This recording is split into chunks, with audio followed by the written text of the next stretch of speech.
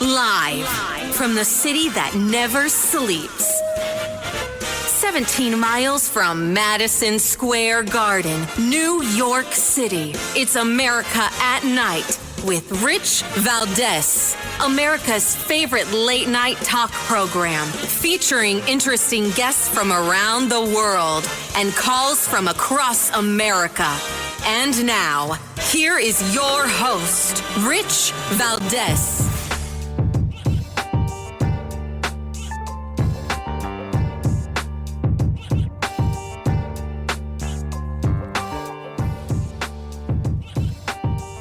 Hi there, good evening, and what's up, America? I am Rich Valdés, Valdés with an S, at Rich Valdés on all of the social media. Welcome to the program this evening. We're 7 minutes past the top of the hour. If you want to join us on our late night national town hall conversation, give me a call, 833-482-5337, 833-4-VALDÉS.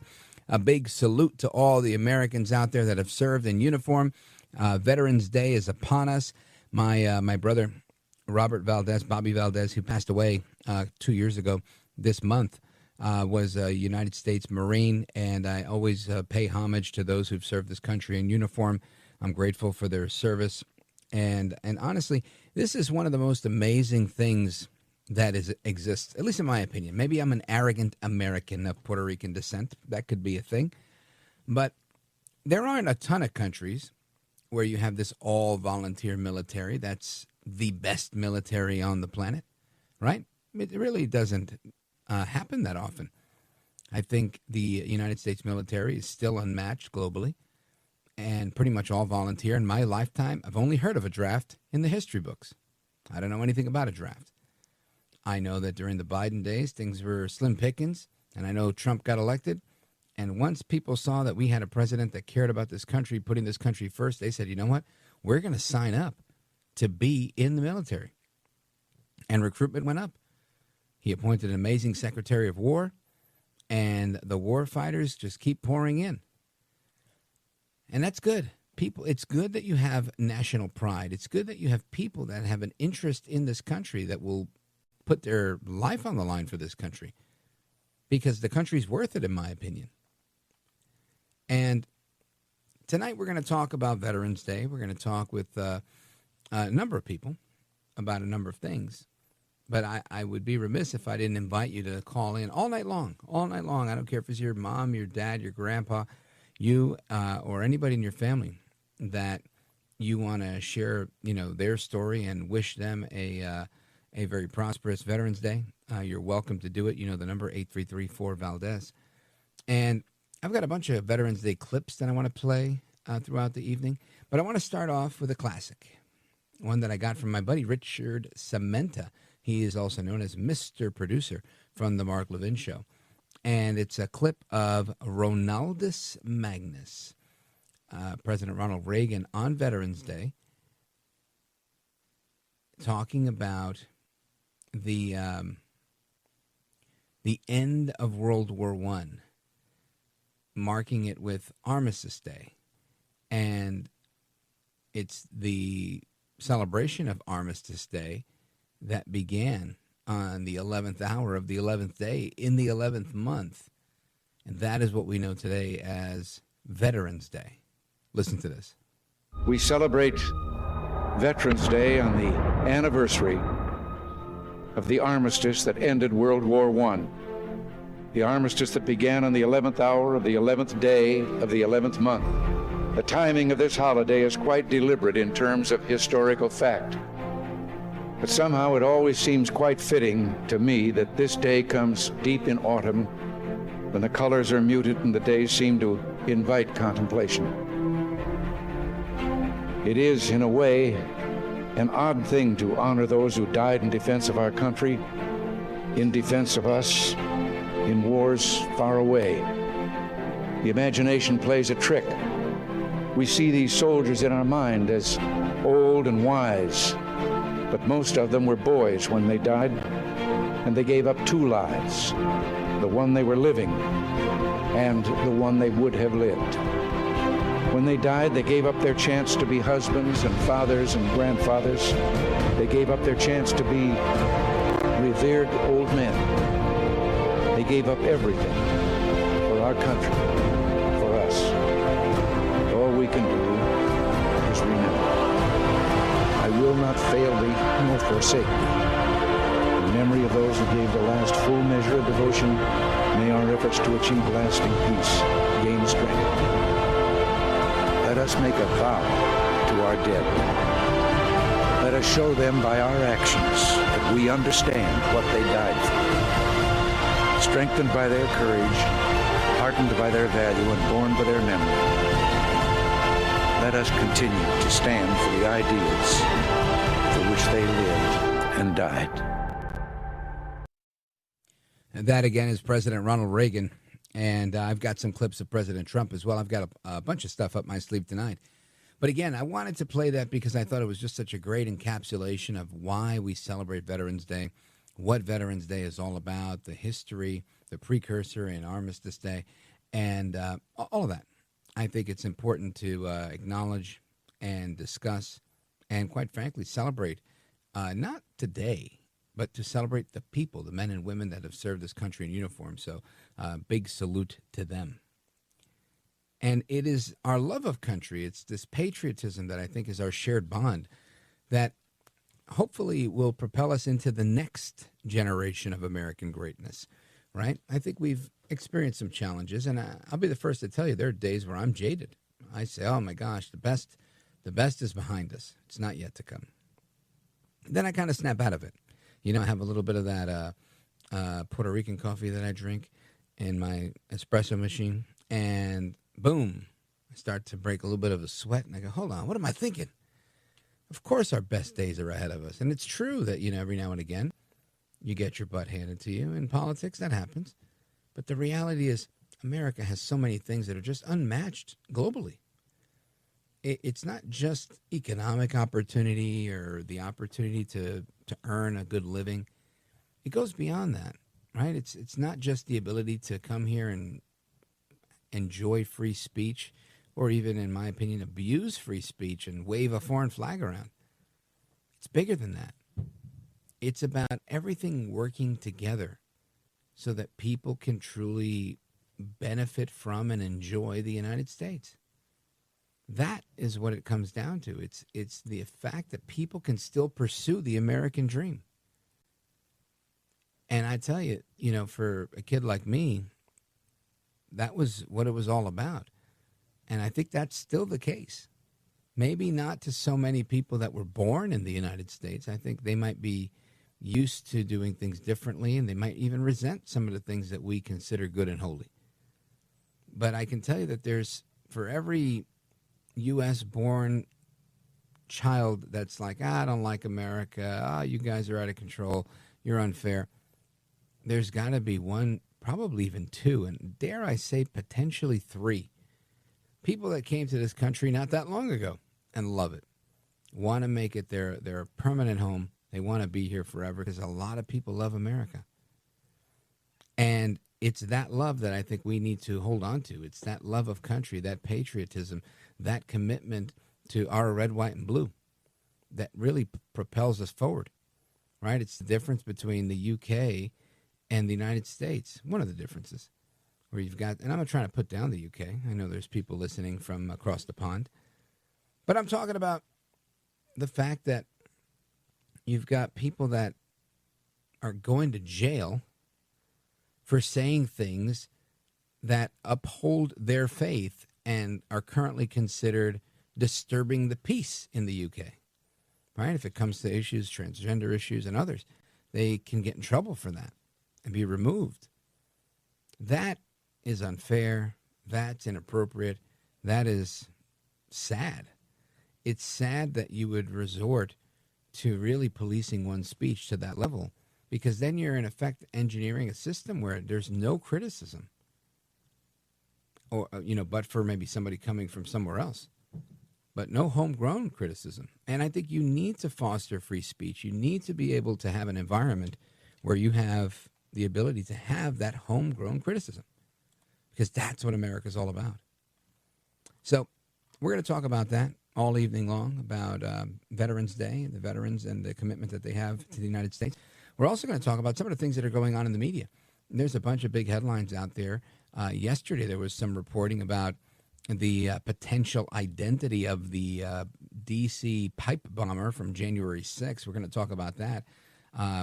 Gateway Pundit saying there's a forensic match, and we'll find out more about that momentarily. We also are going to have some conversation about the government shutdown, which is close to ending, still intact, but on its way out. The members of the House of Representatives are coming to Washington to begin to get in session and take a vote. Fantastic. And there's a bunch of other stuff. I'm not going to give you everything because I got to keep you on the hook a little bit. But I think we've got a very decent show for you tonight. I'm hoping that you'll tune in. And straight ahead, we've got the police chief that was presiding over the Capitol Police on January 6th. Chief Stephen Sund is going to be joining us. Don't go anywhere. This is America at Night with Rich Valdés.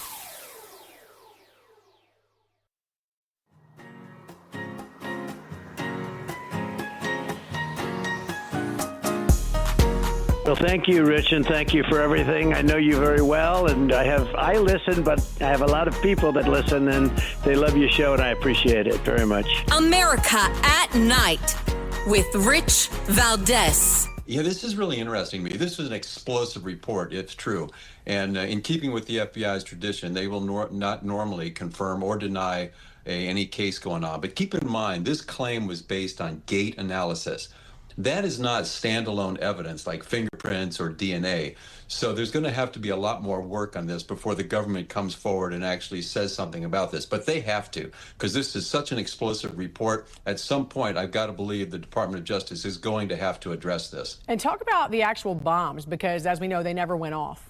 Let's kind of revisit this story, because it's, memories right now are different 5 years later. Yeah, any bomb is going to have three components. There's going to be an explosive filler, there's going to be a container, and there's going to be some type of fusing device. In these devices, the explosive was actually homemade black powder using potassium nitrate, sulfur, and charcoal. The container was galvanized pipe, 8 inches long with threaded end caps. Now, the fusing system is where it gets a little convoluted. The bomber used a kitchen timer tied to a power source with some igniters involved in it. Now, the question comes up, why didn't these devices go off? Were they supposed to be a hoax device? The FBI and the ATF has said these devices should have functions. All the necessary components were there. The thought process is the timers jammed, or that the batteries ran out of juice and did not ignite the actual igniters, thereby not causing the explosive mixture to burn. So if, let's just say, they were part of a hoax, was it a diversion? If this was part of a training mission, would this have already been relayed to everybody?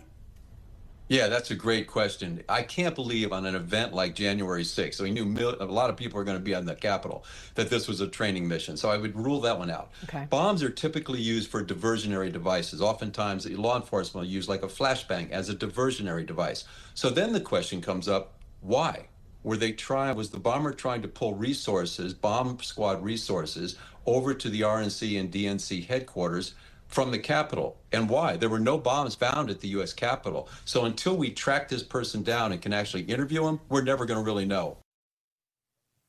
All right, that's a conversation with Jody Wise, former Chicago police, and that happened on the national desk, bringing you that clip because part of what's being reported out there is that a Capitol police officer, I think the name is Shawnee Kirkhoff, has been identified, at least by this reporting that I'm seeing, as the January 6th bomber based on a forensic match, it says here in the Gateway Pundit. And he testified to firing pepper balls, or somebody testified firing pepper balls at the crowd. And then sometime after that took a job working with the CIA. And this is coming into question now. This is, being reported earlier back then in 2021 and resurfacing now as more people are interested in this story. So I'm wondering, do we ever get to the bottom of the 2 pipe bombs that were planted both at the RNC and DNC headquarters in Washington, D.C.? Was it a diversion? Was it a hoax? What's the story? And who better to speak about that than somebody that was on the job and in charge that day?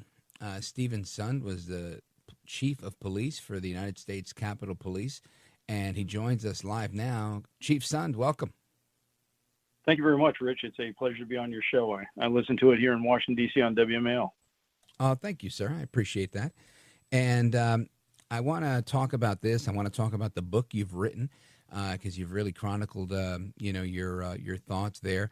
And in reaction to this, and as much as you can tell us about this, what's your gut tell you about this reporting? So there's a couple things. I'm aware. I think it was Steve Baker and Joe Hanneman that really came out with the original report identifying the individual. For me, I do know the science of gait analysis and how it's used sometimes. But for me, I want to hear some more facts. Before I come out and I throw a guilty verdict or something at this person, I'd like to know a little more facts. I think waiting to hear what DOJ, FBI comes out and says is going to be important. Nobody more than me wants to find out who planted those pipe bombs and who's behind it, because I can tell you, like Jody Wise said in your introduction, it didn't just take the bomb squad resources away from the Capitol. It took sufficient manpower away from the Capitol. I 100% believe it was a diversionary tactic. 12:42, we get notified of the first pipe bomb at the RNC, and then 12:03 is when the riot gets out of hand on the West Front. 11 minutes later, there's no coincidence there. We had to send significant, not just our bomb squad, we had to send officers over to cordon off the area. We had to send officers to the Cannon House office building, which has a side that faced the alley where the pipe bomb was, to evacuate that corner of the building. So it took significant resources away from us. And then minutes later, we have the second pipe bomb over at the DNC.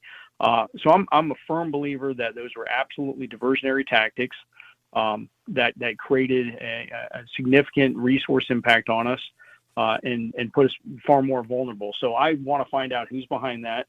Want to find out what connections they have to anybody else. I do believe that's going to be a huge puzzle piece, and I think they're going to, whoever is behind it, and they find out, I think they're going to be able to get, hopefully, to turn over onto some other people. Amigos, we're on with former United States Capitol Police Chief Stephen Sund, who was the chief of police on January 6th, 2021, when this whole thing went down. And, Chief, I hear what you're saying. You definitely need more information. That makes sense to me. The bottom line for this, I think, for many people is, we've heard so often that the White House made available 10,000 National Guard troops. The DOD chief of staff at the time, now FBI Director Kash Patel, corroborating that. The Speaker of the House saying no such thing happened. What was your assessment of what went on that day? So, like you'll find, and I actually address this in the book, I'm a person of facts. So I will tell you exactly as I know it. I can't attest to whether or not President Trump offered to have 10,000 Guard troops, but I can tell you what I faced on January 6th.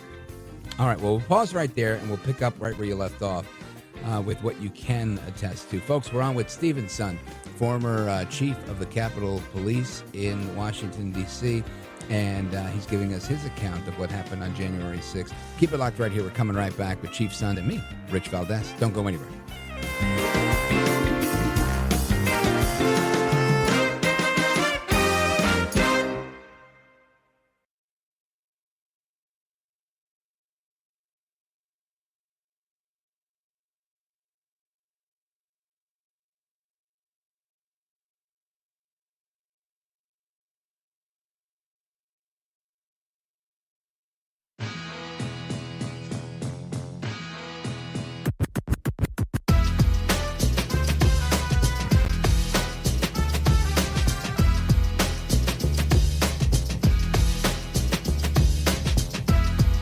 Mr. Call Screener, who is a budding radio star, by the way. Richie Valdés is terrific. This is America at Night with Rich Valdés. All right, amigos, Rich Valdés keeping you company live and national. And January 6, 2021, all sorts of crazy is going down in the Capitol. You remember the pipe bombs. You remember the march to Washington. Even the BBC just fired their CEO. Forced to resign, I guess is the word, right? The news chief and the director general, which is the CEO of BBC and UK News, because they created this video out of, an hour's worth of Trump's speech, put it all together as if they were creating a promo for talk radio and trying to pass it off as news, not as a 15-second promo on the radio. Wild stuff. I wish I had a clip I could play of what they passed off as what he said, but it made it sound like, come on, guys, get ready, let's go. And it was really wild the way they put it together, piecing things together to make it seem like he launched an attack on the Capitol when in fact that wasn't the actual case. Anyway, long story short, all that stuff happened. And this continues to come up in the news. All sorts of new things constantly coming into light, and we're pleased to have the former chief of the Capitol Hill Police. He was chief that day. Stephen Sund is with us. Chief, you left off with saying that you could not confirm what Director Patel has said about 10,000 troops. Is that because you never got this information, you're not the person that gets this information, or some other reason? Oh, it's better than that. I'm going to tell your listeners something they're going to find shocking. So I can tell for a fact that Trump's Pentagon offered National Guard support on January 3rd, Sunday, January 3rd. I can tell you exactly who called over, somebody by the name of Carol Corbin, who runs their civil support for domestic civil support for domestic agencies. So anyway, you need to realize a couple of important things. One, as the chief of police, I can't call any resources onto the Capitol to assist my officers without getting permission from the Capitol Police Board. It's written in federal law to U.S. 1970. Who's the Capitol Police Board? Is that the mayor and her people? No, it's not the mayor at all. It's people that report specifically to the leadership of the House and the Senate. So it's the Senate Sergeant at Arms, who at the time was Michael Stenger reporting to Mitch McConnell. It was on the House side, Paul Irving, who reported to Nancy Pelosi. So by law, I have to get permission. So on January 3rd, the morning of January 3rd, I can tell you the exact time, 9:35 a.m. in the morning. It was a Sunday. It was the first day of the 117th Congress. Went over to see Paul Irving. I asked him specifically for National Guard support to assist me on my perimeter. I knew my perimeter was lightly staffed. Real quick pause. What was your staff like? Did you have enough cops, period? Not for that day, just in general for your department. Were you fully staffed? So we are the 25th largest police department in the country. We're almost 2,000 officers. I'd done an all hands on deck. But even with the joint session in Congress, that only left me 273 officers for the exterior of the Capitol. We knew we were going to have a large perimeter, and you got to understand that the intelligence I was getting said this was going to be just like the previous two MAGAs. That's the intelligence is a whole another story, buddy. Yeah. What's that, like a million people? 500,000? Oh, no, it's going to be several 100,000, but it was going to be identical to the two previous MAGA rallies we had in November and early December. That if we had any skirmishes, they were most likely going to be after the events and probably down by some of the hotels and maybe BLM Plaza. So we were prepared for that. But I knew that I had a very limited number of resources for my perimeter, and all I wanted was unarmed National Guard to stand the perimeter with my officers to stand the fence line. So Sunday morning, I asked Paul Irving specifically for the use of National Guard. He says, one, I don't like the optics of the National Guard. That's specifically parroting what Pelosi. Yeah, and then he said, besides, the intelligence doesn't support it. He then referred me over to the chairman of the Capitol Police Board, which at the time it had just that day transitioned to the Senate. So Mike Stenger, who's the Senate Sergeant at Arms, was the chairman. I went over and saw Mr. Stenger, and it was apparent that he immediately wouldn't approve my resources. And I could tell he had already been given a heads up. And later on, after January 6th, I met up with him, and I asked him, and he said Paul Irving had called him and said, hey, Pelosi will never go for the National Guard. We got to come up with another plan. So I'm denied twice on January 3rd. So coming into January 6th, like I said, the riot gets out of hand at 12:53 in the morning. 12:58 by law, even in an emergency, I'm still required to get permission. 12:58, I make my first call to the House Sergeant at Arms, Paul Irving, and he says, quote, I'm going to run it up the chain. I make 9 more calls. 71 minutes later, he finally gives me approval at 2:09 p.m. Both him and the Senate Sergeant at Arms wouldn't give me approval. By that time, they'd scaled the building. They'd shot that girl, right? All that stuff happened early. No, they gave me permission 3 minutes before the first window of the Capitol was broken. Repeatedly kept calling. And in that time, it's not like I sat around. I went ahead and started calling every chief of police I knew that would send resources. But what people don't realize, the National Guard was within eyesight of the Capitol. And I couldn't get them to come. But the problem is now, so this goes back to when Trump offered it up. So on January 3rd, I almost forgot about this. When I came back from the Capitol after being denied twice, one of my deputy chiefs approached me and said, "Hey, Carol Corbin called from the Pentagon asking, are we asking for National Guard support?" So I can tell you definitively, the Pentagon offered us National Guard support, and by law, I had to turn it down because I hadn't been given authorization. So I know that for a fact. Unbelievable. Talk about red tape at its worst. Oh, yeah, and then they changed the law 11 months later. You'd think that would have told them they made a mistake, but Nancy Pelosi still went on national TV the very next day and forced me to resign and stripped me of my retirement. Really? I didn't remember that part. I'm sorry about that. Yeah. That sucks. Oh, yeah. It's all. Were you a Capitol cop forever? Like, was that your whole career, or were you a cop somewhere else and then became chief?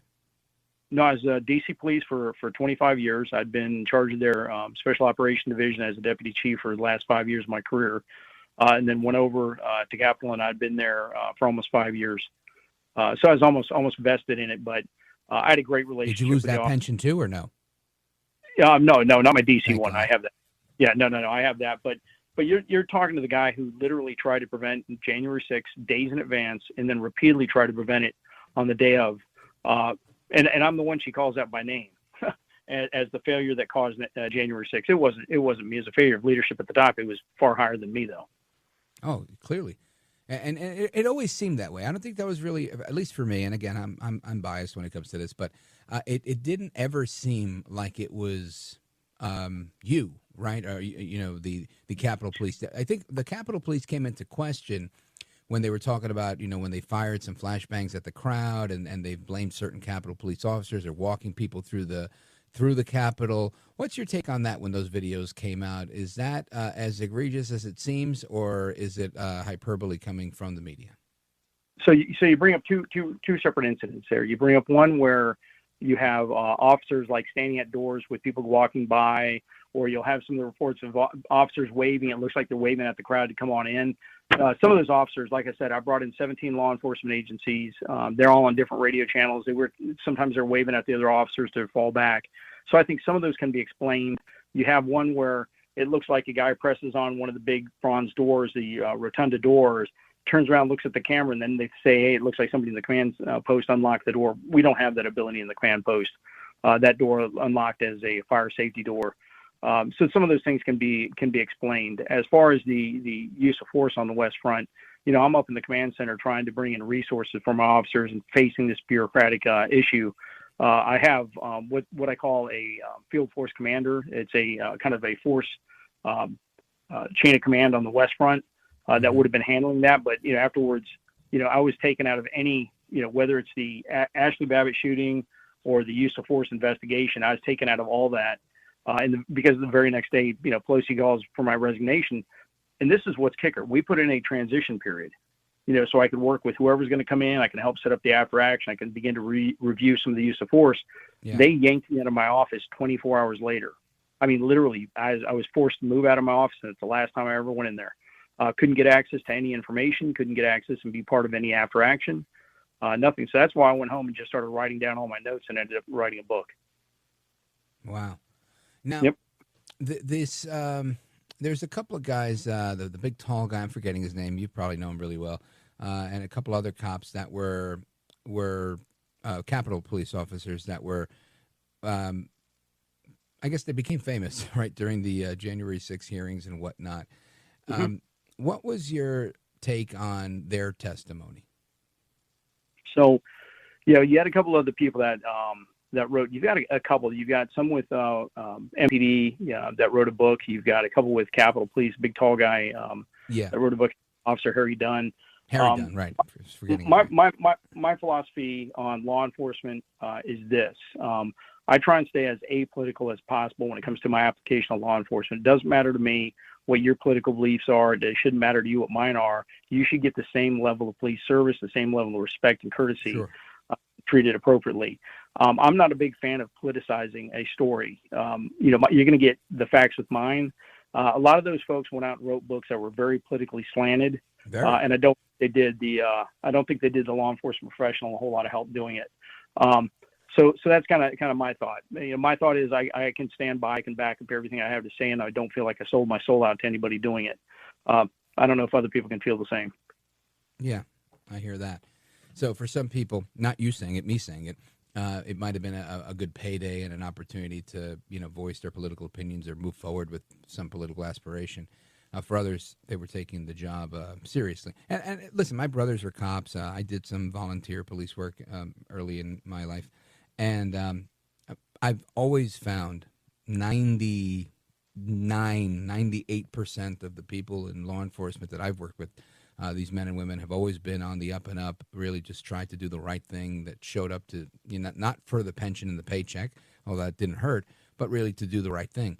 And that's been my experience throughout. And like I said, I have brothers that were on the job, NYPD, retired, went into the feds and everything. And it's always been the experience I've had. So I think your comment is probably accurate there. But there were people that were somewhat political.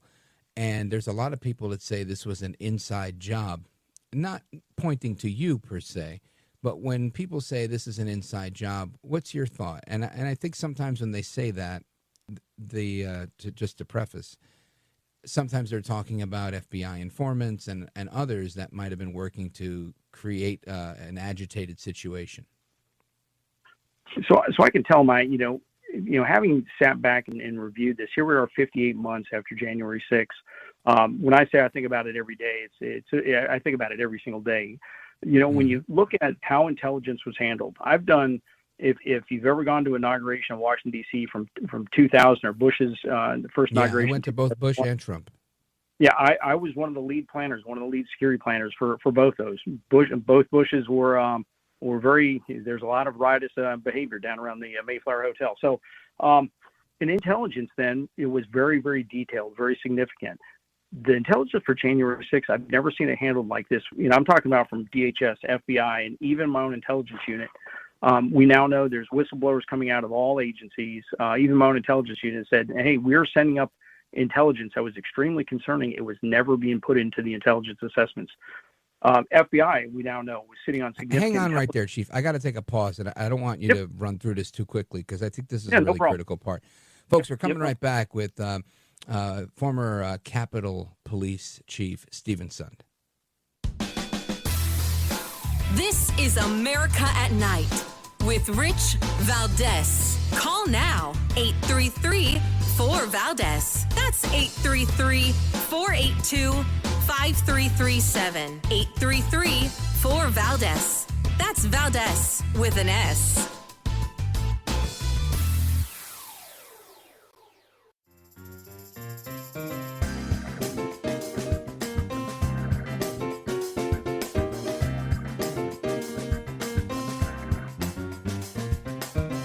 Thanks for what you do. You have so many people. You ask the questions that if a viewer had a microphone, they would ask that question, and you seem to always ask it right at the right time. So God bless you, my friend. America at Night with Rich Valdés.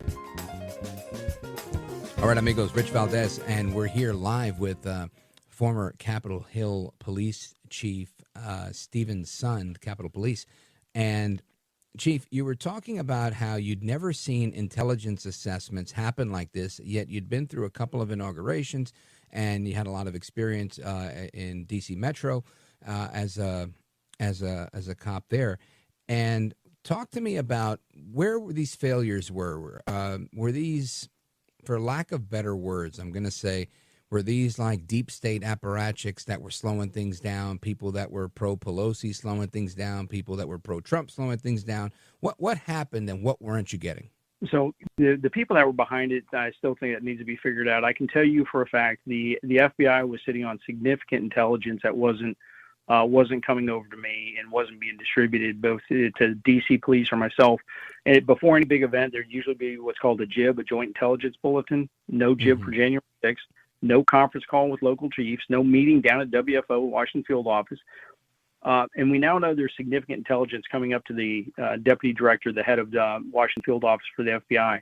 January 5th, I hold a video conference at 1 o'clock in the afternoon with all the heads of agencies, FBI, Secret Service, MPD, just to say, hey, we've got January 6th coming up. We've got the inauguration coming up. We've got a couple new people. Let's all go over our intel. The head of the Washington Field Office for FBI doesn't pass on any concerning intel, even though we know the day before he was getting lots of emails about concerning intel. Nothing. And even my own intelligence unit, who had received and had knowledge of significant intel, wasn't giving it to me. My daily intelligence report for January 4th, 5th, and 6th listed the chance of civil disobedience or arrest low to improbable. Think about that. Yeah, we now know there's significant. And that crazy. That not only affected my ability, if they had reported the intelligence that we knew they had, I would have had I would have been able to justify a larger 8-foot-high anti-scale fence, outside resources, mutual aid, National Guard. We wouldn't be having this conversation right now. So it doesn't take much for somebody to say, hey, why was the intelligence diluted so much to affect our security posture? That gets really concerning when you see that. Amigos, we're on with Stephen Sund, former chief of the United States Capitol Police. He spent over 25 years with the D.C. Police, and he's the author of the book Courage Under Fire, the definitive account from inside the Capitol on January 6th. We're talking about things that he's chronicled in the book. If you want to learn more about that, get the book. I say get 2 copies, one for yourself, one to give away. The holidays are coming up. Courage Under Fire, the definitive account from inside the Capitol on January 6th. Chief, let everybody know how they can get a copy of the book. It's available on Amazon. Amazon's one of the best ones. You can always get through Blackstone, the publisher, but Amazon has it. Get the paperback. Paperback has some of the most up-to-date information, indicating, what some of the people that were, some of my lead people that I think, anyway, some folks that ended up in pretty cush jobs that probably should have done their job for Capitol Police a little bit better. But yeah, there's a lot of information in there. Addresses everything with the problems I had with the military afterwards. During it, the problem with intelligence, how I compare the January 6th to the 2020 riots when we had 3 days of rioting at the White House where more officers were injured, more property was damaged over at the White House, yet all prosecutions were dropped. So I do a comparison there. It's a lot to digest, but it's gotten really good reviews. The current January 6th committee refers to it as the definitive after action for January 6th. Outstanding. Very interesting stuff. Chief Stephen Sund, I want to thank you for staying up late with us and giving us the scoop as you know it. Hopeful to have another conversation with you to really keep going in, because I think we're just scratching the surface on what's going on. If people want to follow you and learn more about your work and what you're up to nowadays, where do they go? I'm on X at Chief Sund. They can follow me there. I post, I wouldn't say every day or regularly, but if I post, they can bet it's going to be factual information, and it gets a lot of responses. They can follow me there. That's probably the best place to follow me. I'm on LinkedIn as well. But I'm more than happy to do. If you need anything else, Rich, I'm always there for you and your listeners. Appreciate all the support. Thank you, brother. I appreciate it, Chief. Chief Stephen Sund, former United States Capitol Police chief, and the author of Courage Under Fire, the definitive account from inside the Capitol on January 6th. Chief, we'll do it again soon. I'm out of time here, but I appreciate it. You're a gentleman, a scholar, and a patriot. Godspeed, sir. Godspeed to you too, sir. Thank you. You bet. And amigos, your thoughts, your calls, your reactions, and more coming up right now. This is America at Night with Rich Valdés.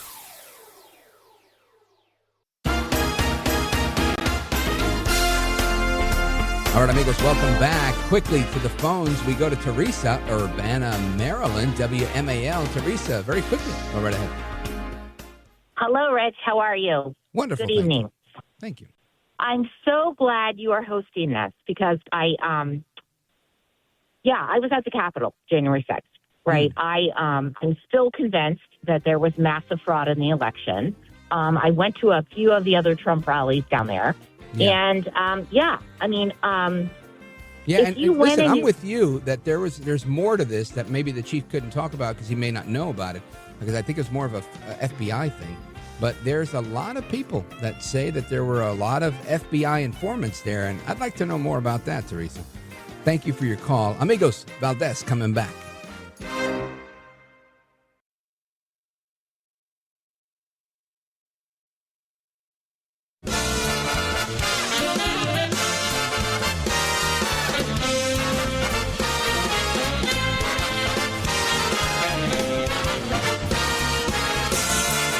Live from the city that never sleeps.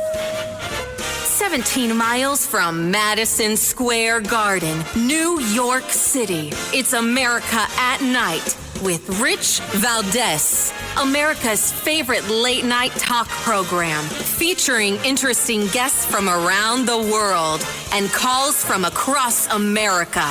And now, here is your host, Rich Valdés.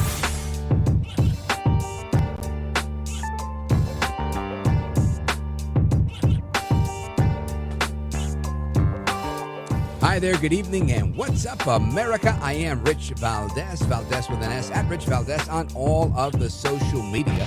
Welcome to another hour of our program. We are live and national. It's Tuesday night, 7 minutes past the top of the hour. If you want to give me a call on our late night national town hall conversation, give me a call, 833-482-5337, 833-4Valdés. And I want to get into a bunch of things. There's so many things to talk about. Russia is making advancements in Ukraine. It's Veterans Day. A big salute to every single veteran out there. President Trump announcing earlier, just yesterday, right? I think it was yesterday, that Kazakhstan is now joining the Abraham Accords. And so many big things going on in the news. But I want to make sure we never lose track of what matters, right? Because I think there's certain things that people think, oh, that's old school, or that's, you're old fashioned. And I don't necessarily agree with that. I think, for example, you should be respectful. Like if I go to Jamaica on vacation and they play their Jamaican national anthem, I'm not going to put my hand over my heart to salute their flag, but I will stand up and show respect because I'm in their country, and why would I disrespect this country, right? Now, I am an American, so I pledge my allegiance to the Stars and Stripes. But there are people that are American that won't even get up because for whatever reason, maybe it's a protest. Honestly, with those people, that's like, all right, at least you're consciously doing that.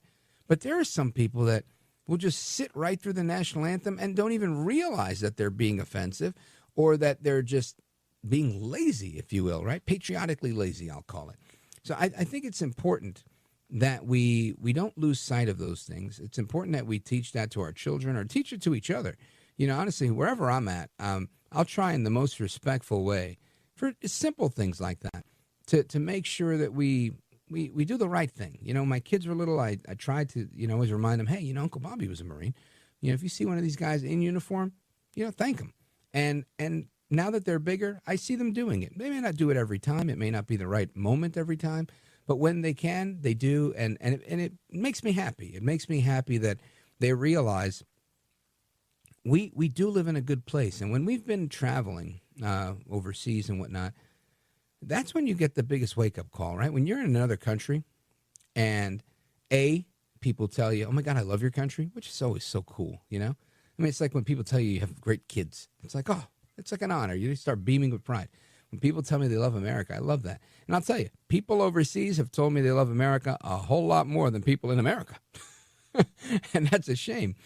But I think oftentimes we take things for granted. And on a day like Veterans Day, I think it's important that we bring veterans on. We take calls from people who want to talk about veterans and their family, or acknowledge those veterans. I want to make sure I acknowledge them. I came into talk radio as an associate producer for the Mark Levin show. And the great one, he never pulled any punches on stuff like this. He always marched to the beat of a different drum. And he still does. I'm pretty sure.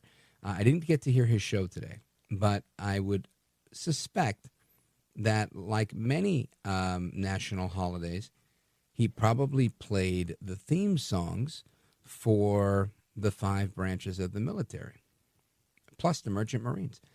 And I think that's great, right? So, these are traditions that have kind of been ingrained into my mind. So I bring that up just to say that.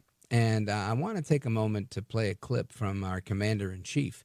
I like to call him Donaldus Magnus El Trompito, the 45th and 47th President of these United States, who was at Arlington Cemetery today, President Trump, and he was giving a speech on veterans, and there's a clip that I want to share with you. Check this out. Today, we remember with overwhelming gratitude the more than 1 million American service members who have made the supreme sacrifice and laid down their lives for the good old USA. Generation after generation, America's warriors have left behind the comforts of home and family to face violence, evil, and death so that our families could know joy, goodness, and peace. We honor them so strongly. Our heroes have lived through unthinkable nightmares so we could live the American dream. And the American dream is coming back again, stronger than ever before. And you'll see that as the next few years evolve. They have volunteered to give their last breaths to all of us so that we could breathe free. And today we know without any doubt in our hearts that after 2.5 centuries, America stands tall because America's veterans stood so strong. And soon our country will be stronger than ever before. That is President Trump again this morning at Arlington Cemetery. And again, kudos to El Trumpito for acknowledging this stuff. And of course, it's part of the pomp and circumstance of the job. But I can't say that I ever doubt what he's saying when he talks about veterans. And I thought it was particularly egregious when Trump's always been that guy, right? He's always been very pro-military, pro-America. You know, he's always been that way. And when they said that he called those people suckers and losers and they made up this whole story, I thought, man, anybody who's seen El Trumpito in action likely would never believe this. And it makes it so fake newsy, right? If that's a word, fake news-ish.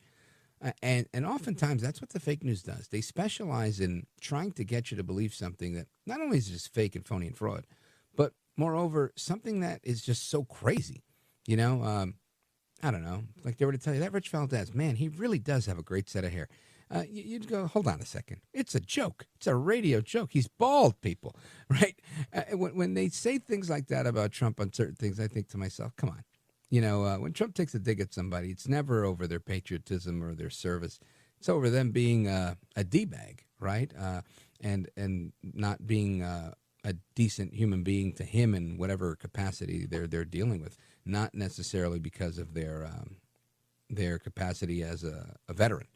And I think he made that clear, right? He said he wasn't fond of John McCain, and he made it very clear he wasn't fond of John McCain, and why. But it wasn't ever an indictment of all veterans. So anyway, I brought that up because I thought, you know, oftentimes the news is always beating people up, and I feel like sometimes the tide is turning. Right? We saw this story. I wanted to, since we're talking about Trump. This is an article. This came out, I think, Monday. And I mentioned it yesterday. I mentioned it Monday. But I want to mention it again because, again, the head of news at the British Broadcasting Corporation, BBC, and the UK news chief have both resigned over editing Trump's speech and passing it off instead of as an edit, as actual fact. Right? And this is, again, most of you know what I'm talking about. But if you don't know what I'm talking about, it's imagine I'm on this show for 3 hours.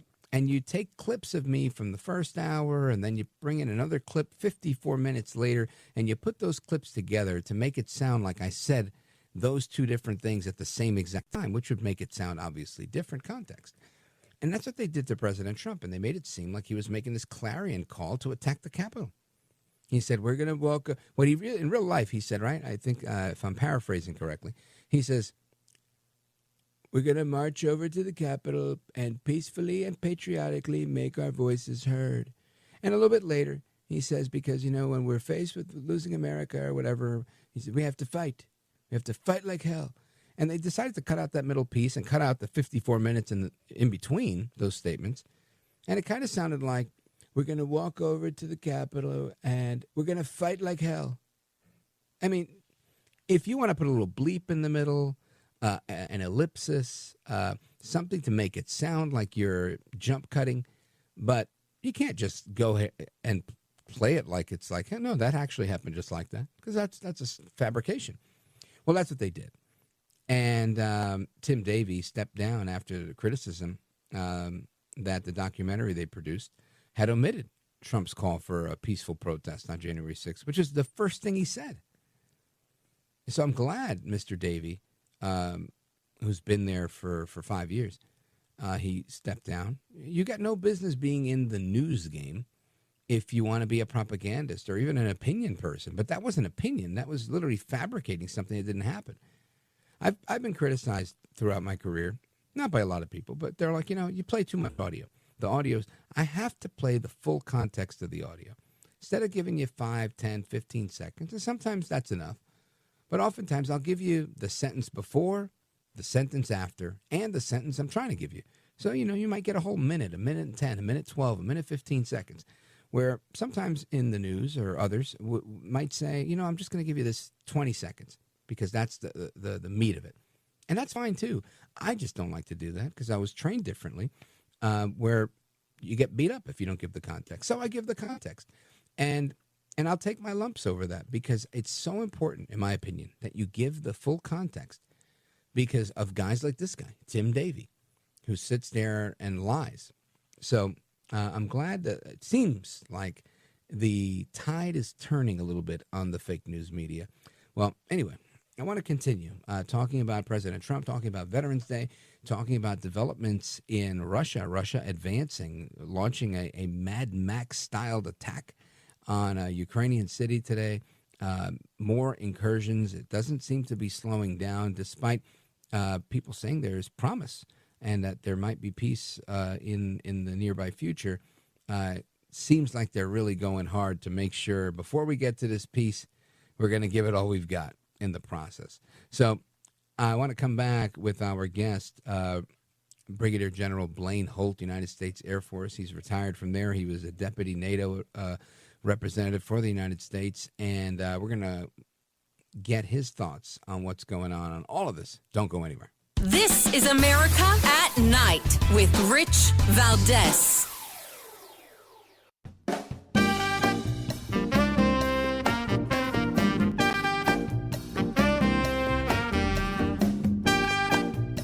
By the way, your ratings are up. Congratulations. I had somebody. It's always nice to check. I like to see, even if they're friends, I like to see how are they doing. Are people listening, right? That's but right. You're doing great. America at Night with Rich Valdés. Ukrainian officials say more than 20,000 homes are in the dark after a Russian drone strike. They say the attack hit several energy facilities. Meanwhile, new video shows Russian troops advancing in the city of Pokrovsk. ABC's Patrick Reevell has the latest on that from London. Patrick, we've been watching this very closely, and you have talked about Ukraine trying to really hold on to Pokrovsk. It doesn't look like it's working right now. What happens if this city falls to Russia? Hi, Dan. Yeah, as you say, we've been watching this battle very closely for the stronghold of Pokrovsk in eastern Ukraine, and it appears that Ukraine's position there does continue to slowly deteriorate. As you said, we saw those videos of those Russian troops moving into the south of the city. They appear to mostly control much of the south now, according to Ukrainian analysts. Those videos are remarkable as well because of how ragtag the Russian troops look, many of them riding on motorbikes and modified civilian cars. And that's because of the number of drones in the air and the amount of losses that Russia has taken. It can't really risk moving armored vehicles, traditional military vehicles, into the city. The biggest risk for Ukraine right now is that large numbers of its troops in the satellite city of Mirnograd, which is to the north of Pokrovsk, could find themselves cut off if Russia continues to advance deeper into Pokrovsk itself. But as we've been watching the battle there, there's also been important developments on a different front towards Zaporizhia in the southeast, where in the past couple of days, some Russian troops appear to have managed to break through Ukraine's line and rapidly take. So Russian forces have invaded this city in what they're calling a Mad Max-styled attack, because they're coming in on these motorcycles and civilian vehicles. And I've got to say, I've not seen this approach before. I don't know much. It's two things I don't know a lot about. I don't know about war, never been in one, and I don't know about sports. And that's why I got to bring in the big guns when I do. And we're going to do that right now. We're going to bring in retired Brigadier General Blaine Holt, Air Force veteran. Happy Veterans Day to you, sir. He's former deputy representative to NATO for the United States, a C-17 pilot and commander. He's a tech entrepreneur, and you've seen him on Newsmax. He's a contributor there. General Holt, welcome, sir. Oh, good to be with you, and happy Veterans Day to everybody. I mean, we celebrate our vets, but we all, as veterans, know that we have the support of the American people behind us, and without that, we wouldn't really be anything at all. And so it's a great day for our nation. Amen to that. I always appreciate celebrating our veterans. And I saw this, and I said, I got to talk to General Holt about this because initially, you show me pictures coming out of that part of the world of soldiers on motorcycles, and I'm thinking they're running out of money, they're running out of tanks, they're running out of gas, they're running out of something. Things don't look good. They're saying that this is the only way to avoid the drones. How much truth is there in that? And give us the scoop. What's going on? Boy, there's a lot of analytics. You can go get any opinion you want, but what we have to do is stay based in the facts. The facts are Pokrovsk has been a key city that Russia has targeted now for the last 21 months. We can all argue about what their strategy and tactics are and why it would take 21 months with 700,000 forces in the theater to take that city. But here's why it's so important. Pokrovsk is the center point of the contact line. It's in literally equidistant from north and south at the center point of the line of the war. And so what Russia has done now has encircled the Ukrainian army. The Ukrainian army has fought valiantly in this area, but now they're trapped and they're encircled. And many of the key battalions find themselves trapped. Now, when we look at this motorcycle thing, the motorcycle thing is a drone response, but I can, if you look at it from military eyes, I can insert many forces to get the occupation force laid down in Pokrovsk with the motorcycles under the cover of fog, and they're taking every advantage of the weather right now because the drones struggle in that environment. And then you'll see the tanks and everything else roll in. But why Pokrovsk? Why is it so important? It's because it's the main logistics hub, and this is a logistics war to the lines going south and the lines going north. And so this is devastating for Ukraine, and it's another reason why Europe could get behind President Trump's leadership in trying to end this war. Why isn't it ending yet? A couple of weeks ago, there was some talk. Yeah, we're thinking of ending. Things seem like they're on the up and up. Today, they're taking. Is it like we're ending, but we're going to finish it? Like, what do you think is happening here? Well, President Zelensky will stand up with the backing of the European Union countries and plainly state, before we're going to talk about anything, Russia's going to retreat to previous 2014 borders. We're going to have this. We're not going to acknowledge that Russia has done anything militarily in this country, and then and only then, and when Crimea is ours, we'll talk. And that's not where you really start a negotiations realistic from. place. Yeah. All right, hang on right there, General. I hate to cut you off, but the music means we got to take a quick pause. Amigos, we're coming back with General Blaine Holt, Air Force veteran, deputy representative to NATO for the United States, C-17 commander, Newsmax contributor, and so much more. Just all-around great guy. He's coming back. He's going to tell us more about what's happening in Russia and his views on Veterans Day. Don't go anywhere.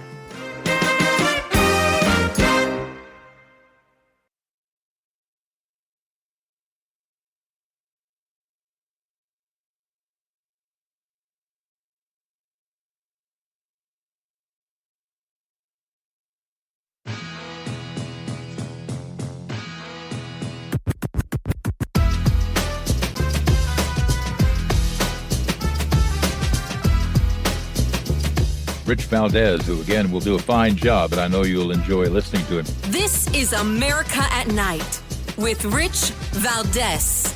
This evening, I'm also delighted to report that Kazakhstan has officially agreed, and that's official now, as of about 15 minutes ago. A tremendous country with a tremendous leader has officially joined the Abraham Accords. That is President Trump announcing Kazakhstan joining the Abraham Accords, as well as yesterday meeting with Al-Jalani al-Shara, depending on which phase of his life he's in, about what's happening in Syria. My supposition is that he was talking about ending the ongoing genocide of Christians in Syria. But lots going on, lots of moving parts, lots of critique. And before we move into all of those things, including the latest addition to the Abraham Accords, I want to give General Holt an opportunity to finish his thought from the previous segment on Russia and what those next steps forward look like in that regard. General Holt, welcome back. Good to be back with you. And to finish off Ukraine, the only way forward is going to be for the European leaders to stop thinking that more war is going to get them what they want. What they need to do is have negotiations with Russia. They're signaling that they want that. If the Ukrainians had a different strategy, maybe things would be different. But they're firing long-range weapons into Russia, refineries, and that kind of thing. It sounds good. But what they could be doing is firing those weapons right onto the contact line where the Russian army is, and that might make a bigger difference. In other words, this is a horribly mismanaged war, terrible strategy. It's a killing field, over 2 million dead, and Europe needs to get on board with President Trump's leadership. What do you think is slowing Europe down from being on board? Because I thought they were kind of open to paying for the weapons that we were selling to the Ukrainians. They're open to all of it, but what I think that the Europeans are looking at, and this really gets to some of their bigger agendas, climate change, knocking out nuclear power plants, deindustrializing, everything from let's roll up farmers because the cows are dangerous. They've been deindustrializing Europe. Well, there's going to be a financial price to pay. And wouldn't they just love these globalist leaders that hail from the World Economic Forum, Ursula von der Leyen, Mark Rutte, Starmer? They want to make Putin the bad guy. They want to make him the bag holder for all of this. And President Trump is the one who staved this off, saying, no, we're not going to war with the nuclear power, so knock it off. And they've been resisting him. Well, this is the biggest amount of loss we've had of humanity since World War II, and it absolutely has to end, because if it doesn't end, we're on our way to a very dark place for the things that I've worked my entire life as a cold warrior to try to prevent. And so this is really a diplomatic war. It's an economic war, and gosh, the poor Ukrainian people, they have paid dearly for this. Yeah, that's really sad. Now, I don't mean to be rude, but I don't think there's much more we could talk about on that front. I think you nailed it. Going back to the clip that we just played, I'm curious to know your thoughts when it comes to world peace. And I'll tell you that my curiosity stems from, I look at this as a bystander. I look at, all of the geopolitical happenings, and I say, wow, President Trump, I think, is taking an approach we haven't seen before, or at least I haven't seen before, that is very effective. He gains leverage first through tariffs or some other means, puts himself in a position where he's almost antagonistic, and then says, well, hey, let's make a deal. And he makes a deal where there's a financial upside to them, and then comes back and says, hey, by the way, you happen to be neighbors with this country that is giving us a little bit of a hard time, but now that you're making some money, and maybe we can make more money, I'm wondering if you could help me, just be on board, because we're going in this direction. And it seems to be working great. I mean, he did a whole tour of the Middle East, going to 5 or 6 countries there, doing what I think is a great job, making relationships that are important, and doing the same in Europe, now doing it through Eurasia, with the latest being Kazakhstan, coming to the table with the Abraham Accords. I think this is a big deal. I think the 8 wars that have ended is also a big deal. I think a lot of critics kind of write it off like, yeah, 8 wars, it doesn't matter. What matters is Russia and Ukraine, right? So weigh in on that from that perspective, and tell me about the importance of Kazakhstan. Look, the overarching grade I would give is A- to the president on everything that he's doing globally, especially with a vehicle called the Abraham Accords. And the reason I say A- is because, and I'm emotionally invested in this, as all our veterans are, is Al-Qaeda person, bloodthirsty guy took over Syria. Now, I get what the president's doing. He's trying to get Syria on sides. He's trying to leverage them and provide pressure. I just hope he's successful in that endeavor. It's very hard optics right now, especially for veterans who have fought in these wars. Now, switching to Central Asia and Kazakhstan could not be better. Could not be better. He is now chopping off the Belt and Road Initiative from the Chinese. He's getting the Kazakhs on sides, and the rest of Central Asia, even Kyrgyzstan, has opened up a stable coin option. Then they're using United States leadership as the path ahead. Central Asia is rich with resources, from gold to all the rare earths. And President Trump's operations in Central Asia, of which I served in Kyrgyzstan for a year, I applaud him. I'm standing up with pom-poms. I couldn't be happier. Okay, so so there's a good upside there. Do you see this as not only positive but significant, or do you think it's positive and insignificant? I think it's positive and it's strategically significant. Right now, you have the Chinese that are drifting from recession into depression. You've got Xi Jinping, who's on the run. You've got the Chinese Communist Party that is more worried about their people than they are of the factions vying for power. And you've got them overextended in this Belt and Road Initiative, which seeks to obviate United States leadership. And Central Asia is the key. It's the cotter pin. When I worked there, it's what I told General Petraeus. And Kazakhstan, Tajikistan, Kyrgyzstan, Uzbekistan, they matter. They are very important. And this is the home of the great game. This goes back to Alexander the Great. And President Trump is right to use this as a strategic battlefield in his move to drive the Abraham Accords forward. And I think he's going to be successful.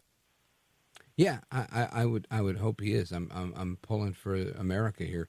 And to me, it makes, again, more sense, expanding more relationships and more American influence in that region.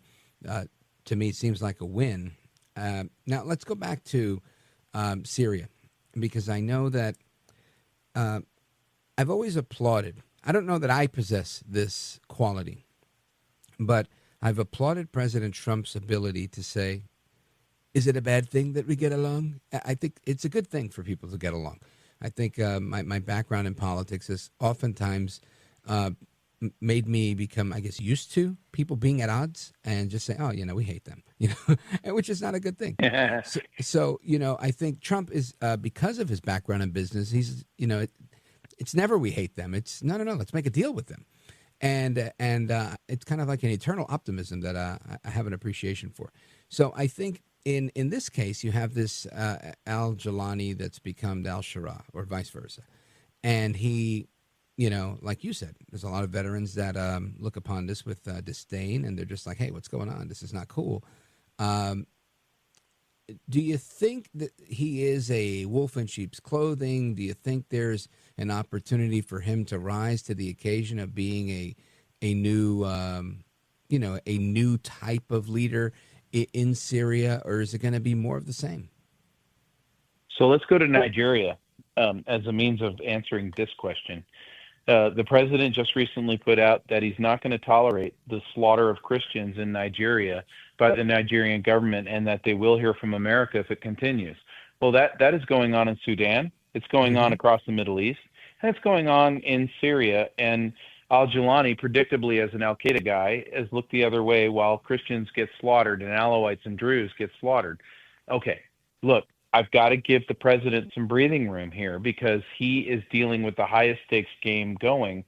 Can he bring al-Jilani, an Erdogan of Turkey creation, to heel? If he can, then the president will have eventually won out. But I can't tell you what a gamble he is taking in going in this direction with al-Jilani. And I don't even want to call him al-Shara. Let's just call him who he is. Right now, we've had him on American media. He's been in the Oval Office. And for those of us who have served through all of these wars on terror, it's very hard to not be emotional about this. Now, what's our president's strength? He's pragmatic. He's a deal maker. He's unemotional in those deals, and he's looking for the way through to get to where he wants to be. I respect that, but this is very difficult. Yeah, I get that. That's, I guess, a fair position to take. And I don't have, as much understanding of that situation as you do. I just, I know the reports I've seen, and I'm wondering if this isn't part of a bigger play. Because I think I believe, and maybe I'm wrong here, and you tell me if you think I'm wrong, but I believe there's mounting pressure, not just from Christians in America, but really from Christians around the world. Maybe not mounting pressure, but growing interest to see the United States take a position to kind of defend Christianity, or really forget defending Christianity, to defend people that are facing a genocide globally. But because it seems like that's the one permissible genocide that the UN won't do anything about, nor anyone else. I couldn't agree with you more. And here's my caution. I was just interviewed by Gordon Chang for one of his great articles this morning about this. Oh, I love Gordon. And here's the thing. Yes, we have to be the champion for the oppressed in this country. We have to.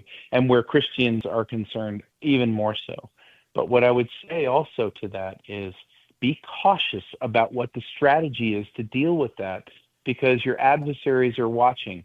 And if your adversaries see that you're willing to extend and overextend the United States military and its resources in these instances, then what we may see is just more oppression of Christians from South Africa all the way to Norway, because it takes on the United States in a way that depletes us. And so what we have to be now, more than ever before, is extremely strategic in our thinking. We have to, not just the president, we've all got to play a little 5D chess. And that's why I reserve so much judgment on Jelani. I can't see what the president sees here. And so I'm going to bite my lip really hard because I know the president has a lot in play. Yeah. All right. Makes sense to me. General Blaine Holt, I want to thank you, brother, for being here and for your candor, for your service as a veteran on this Veterans Day. Let everybody know how they can find the great work you're doing. I can't thank you enough. And come see my new podcast, just completed episode 9, at Dangerous Thinking on X or dangerousintellectuals.com. I've got a podcast. I'll launch it. We'll see how it goes. And my column will refresh tomorrow with a new article on Canadian ostriches at Newsmax, at the Insiders page, The Irascible, and come visit me there. Thank you.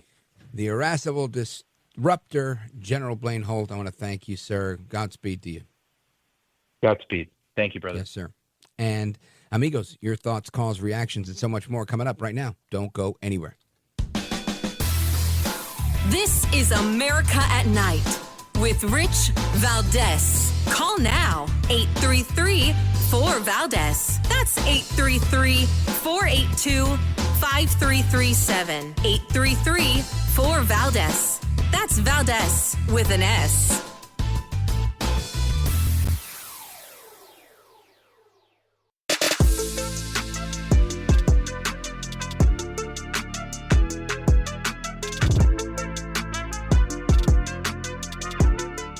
America at Night with Rich Valdés. All right, amigos, welcome back. Rich Valdés keeping you company tonight. And I want to go to Jim in Hot Springs, North Carolina, streaming the show on KDKA. Jim, go right ahead. You're on with Rich Valdés. I'd like to take my call there, Mr. Valdés. Thank you. Welcome. I've been listening for a couple of years there off and on when I'm out skipping on the radio at nighttime.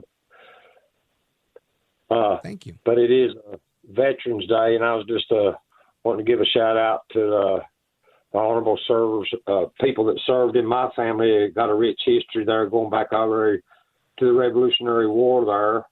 Wow. My fourth great grandfather. Thank you and them for that service. That's a long history. Yeah, well, I was my brother. He retired out of the Navy. I was going to go buddy system with him, but that just never did go through. But just on my dad's side, that was there, and then there was a generation skip after him to my great grandfather, which he was an old cat that run around with David Crockett there. But then after him would have been my grandfather and his brother fought in World War One. My dad had two uncles that fought in World War Two. My dad was a Ranger. His brother was a Coast Guard. His sister was in the Air Force. I had four cousins on his side that went to Vietnam. Two of them got Purple Hearts. One of them got 3 Purple Hearts. General Westmoreland pinned 2 Purple Hearts on him and gave him a Bronze Star. He got blown down in 2 helicopters over there. A cousin in the Army that was in the first 5,000 that marched through Baghdad after we did go in. A nephew and a brother-in-law that was there. Of course, my brother, he's fought in all the desert wars. He's a plank owner on the Bellewood, was on the Kearsarge. The Nimitz was there to rescue Captain O'Grady, shot some of the first cruise missiles that went into Baghdad. Right, but on my at the very beginning when they were shooting the cruise missiles. Jim, let me tell you, what a storied history and a rich tradition of patriotism you have in your family. Congratulations to you and to them. I salute all of you on this Veterans Day, and I thank you for the call. Even Davy Crockett, which was, I thought, pretty cool. Jim in North Carolina, thank you, sir. And let's see. Oh, man, I got to take a pause right here. All right, we're going to pause right here. Then we're coming back to Missouri, Tennessee, South Carolina, Idaho, and more. Don't go anywhere. This is America at Night with Rich Valdés.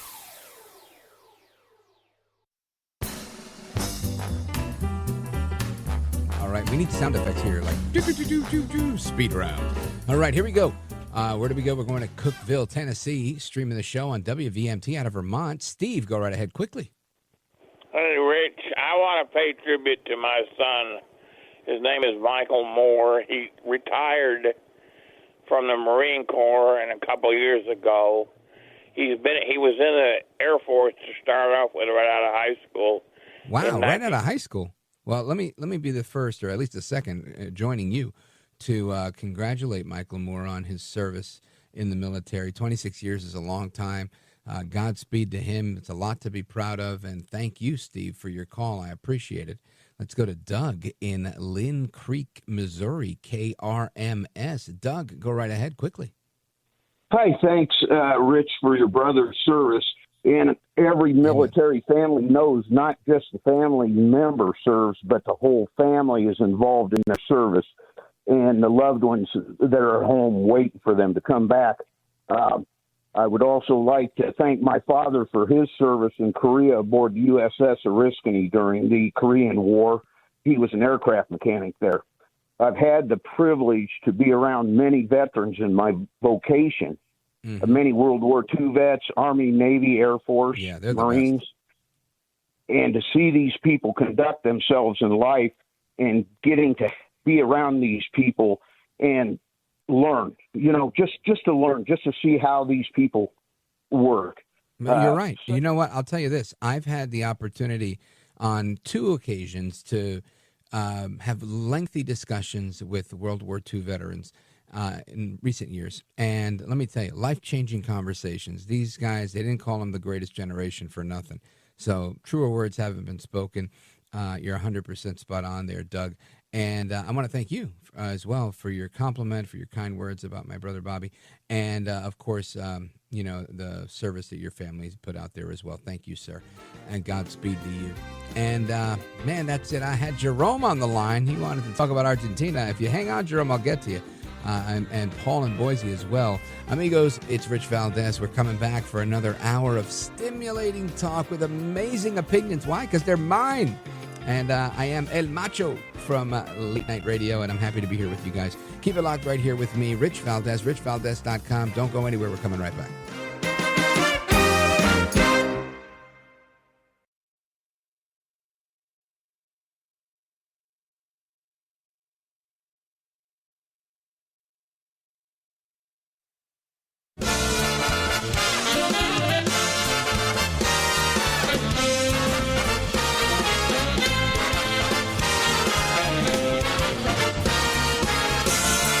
Live from the city that never sleeps.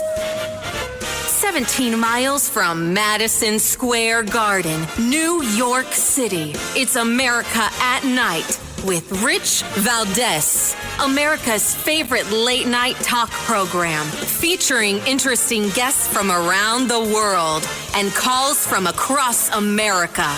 And now, here is your host, Rich Valdés.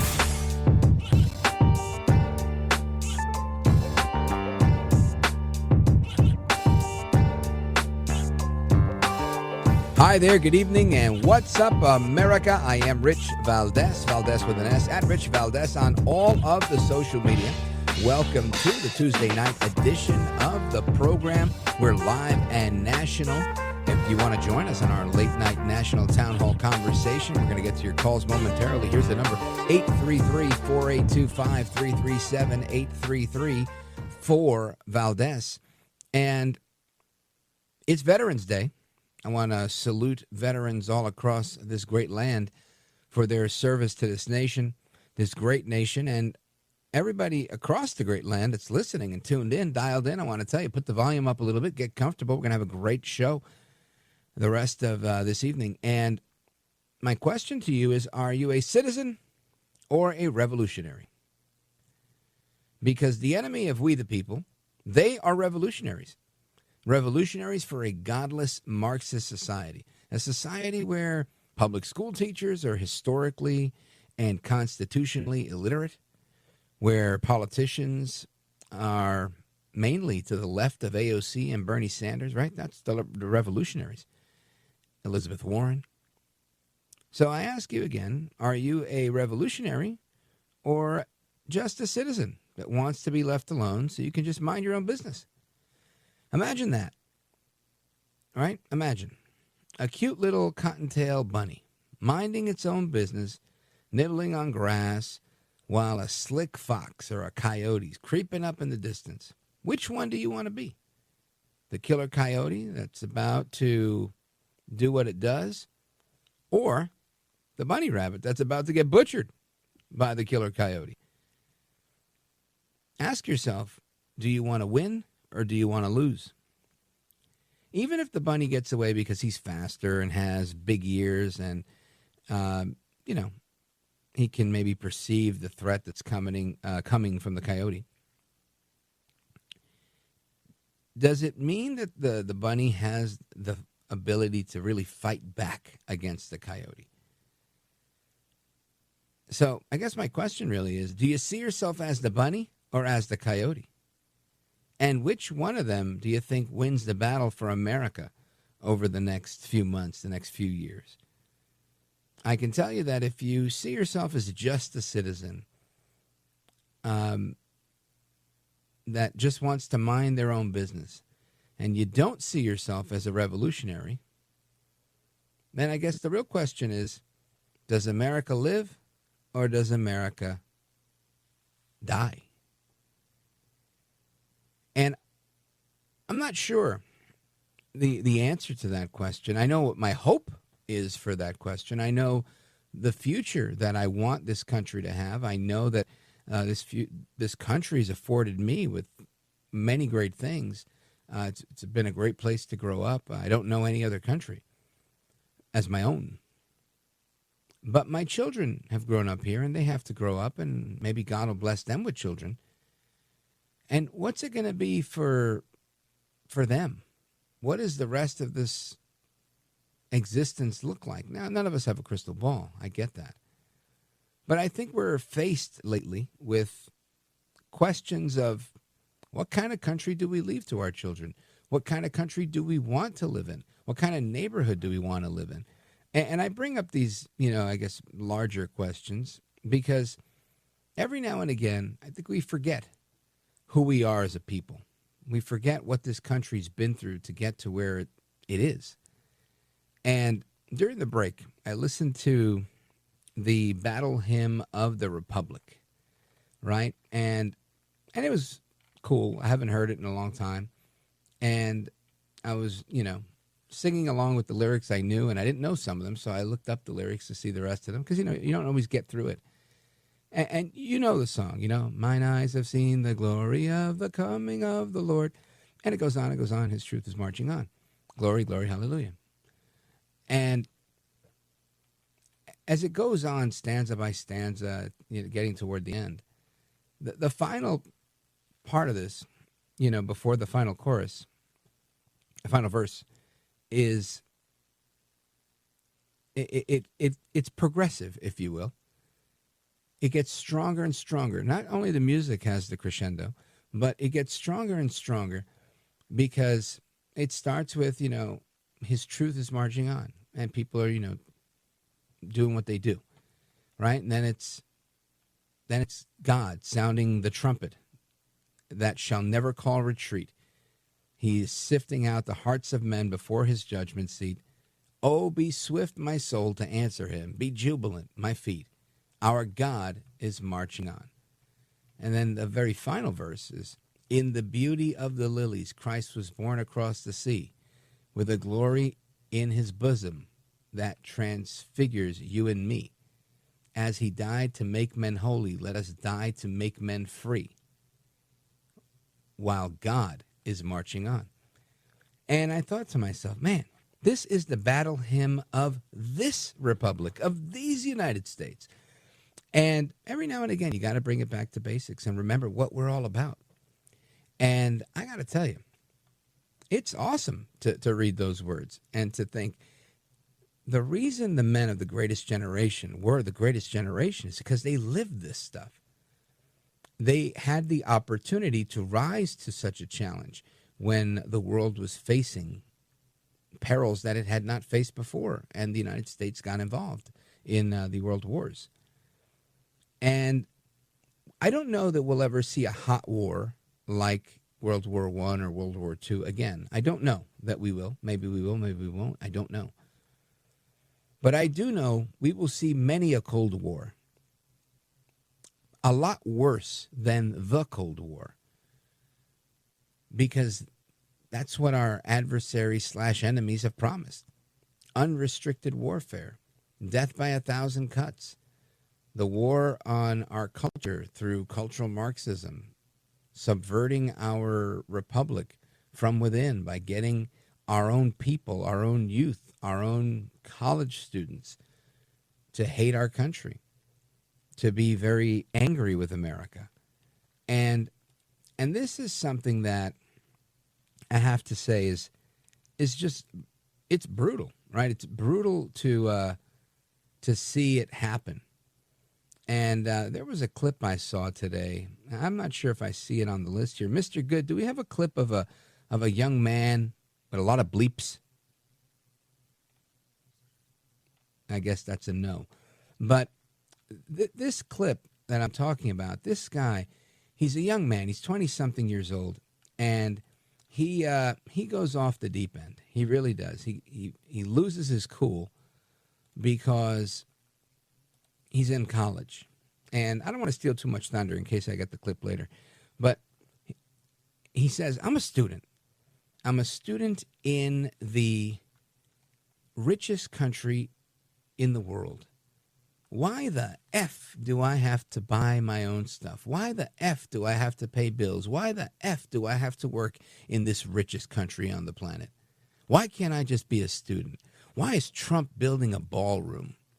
And he goes off on this tangent, and I'll get it for you. It was stuck in my drafts.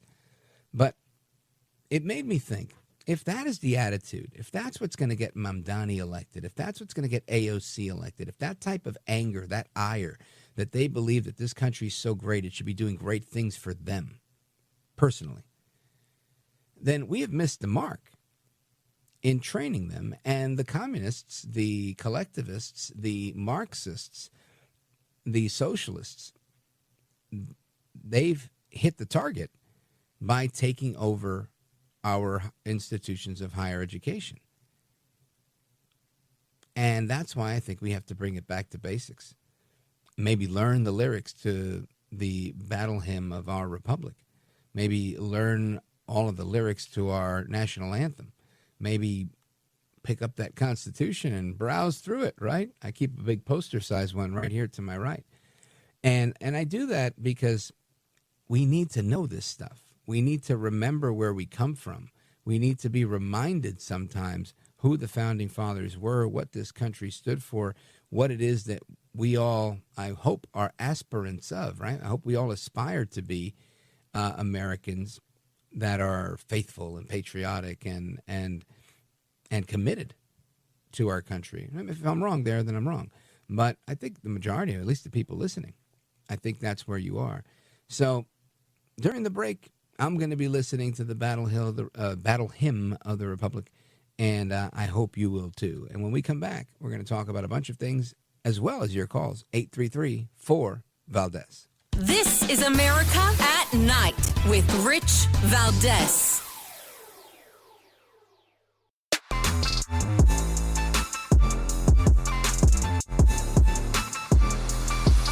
By the way, your ratings are up. Congratulations. I had somebody. It's always nice to check. I like to see, even if they're friends, I like to see how are they doing. Are people listening, right? That's right. But you're doing great. America at Night with Rich Valdés. Under the Trump administration, we're restoring the pride and the winning spirit of the United States military. That's why we have officially renamed the Department of Defense back to the original name, Department of War. And remember, we won World War I, we won World War II, we won everything in between, we won everything that came before, and then we brilliantly decided to change the name of this great thing that we all created together, and we became politically correct. We don't like being politically correct. So we're not going to be politically correct anymore. From now on, when we fight a war, we only fight for one reason, to win. We fight to win. That is President Trump again speaking at Arlington Cemetery earlier today, commemorating Veterans Day. And I want to continue our theme of talking about Veterans Day with the first Senate-confirmed CEO of the U.S. Agency for Global Media, which oversees the government's 5 international broadcasting networks. He's the director and producer of the film The Last 600 Meters, and he's the president of Manifold Productions and Palladium Pictures. And he's with us now. Michael Pack, welcome back, sir. Good to be back. Thank you for having me on, Rich. My pleasure. And I want to talk about your film, The Last 600 Meters. Mm-hmm. I know that it has, a focus on veterans, and being that it is Veterans Day, let's get into why you made this movie, and then tell us a little bit about it. Absolutely. Well, the film premiered last night on PBS, which was the 250th anniversary of the Marine Corps. Yes. And these were mainly Marine battles, but it is available starting today on Amazon, so your audience can stream it. I think it's an appropriate Veterans Day film. There's a little left in Veterans Day, depending on where in the country you are, but appropriate any day to celebrate veterans. So it's called The Last 600 Meters because a Special Forces sniper says in the film, "I don't make foreign policy, I deliver the last 600 meters of it," which meaning what he can see through his sniper scope. Right. And so we stuck with that theme. We wanted to tell the stories of the first Battle of Fallujah, Najaf, and the second Battle of Fallujah from April of 2024 through November of 2024. And these are the biggest battles of the Iraq War, the biggest battles America has fought since Vietnam. And we felt people should at least know the story, know what happened. So we conducted these interviews with veterans of that war in 2006, 2 years after the battles, 2006 and 2007. So they were still the same age they were in the battle. They still remembered it. And we had them look right at camera and talk about footage that they're in. We started with the footage and then found the people. And you get a first-person feeling for what happened in these battles. So that's why we did the film, and I think why it's particularly appropriate on Veterans Day. Now, talk to me a little bit about it. When you're hearing about these battles from the people that were in them, Give me a little description of what that's like, because it's got to be impactful. Anytime I've interviewed people that were in different wars, it was always really moving to hear, the first-person account. It is tremendously moving, and I think making this film changed me and my entire family, actually. And it's incredibly moving. And I have 3 sons now hovering around 30, but when I did these interviews 17 years ago, they were a lot younger, middle school and high school.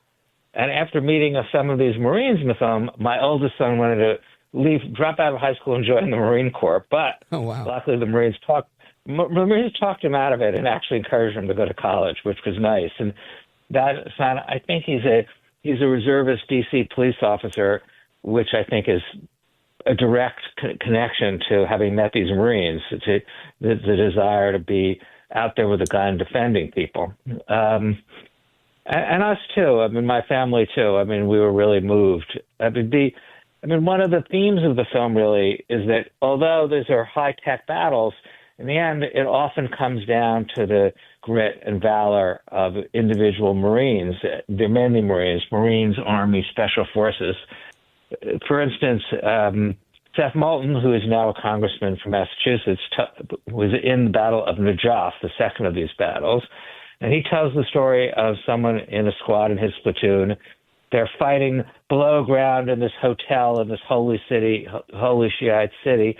And he and the insurgent cannot get their weapons out. So they both pull their knives and they engage in a knife fight, a kind of fight that could have happened hundreds of years ago. And it ended when the Marine stabs the other guy in the eye and kills him. So it's a brutal battle. It's not one of these antiseptic, far away drone attacks. It comes down to the same kind of grit and courage that it has taken to win wars for hundreds of years. And it's moving to hear these stories. And there are many of them in the film. Yeah, it sounds it. Now, you guys just recently launched on PBS and on Amazon, but prior to that, you were in the film festival. And did you win any awards? Yeah, we won top honors in both the GI Film Festival, then in D.C. Now I think it's moved to Los Angeles, and the Hudson Institute Film Festival, which was then in New York City. But maybe even a higher honor is we got a small grant at one point to take it around to military bases. And the response from the military when we showed it was overwhelming. We've had Marine generals praise it, but individual enlisted and non-commissioned officers as well. So that's been perhaps a higher honor. Folks, we're on with Michael Pack, Palladium Pictures, palladiumpictures.com. Of course, you can check out the film on Amazon if you missed it on PBS. Michael Pack, stick with me. I want to wrap up with you when we come back. Don't go anywhere. It's Rich Valdés coming back with Michael Pack.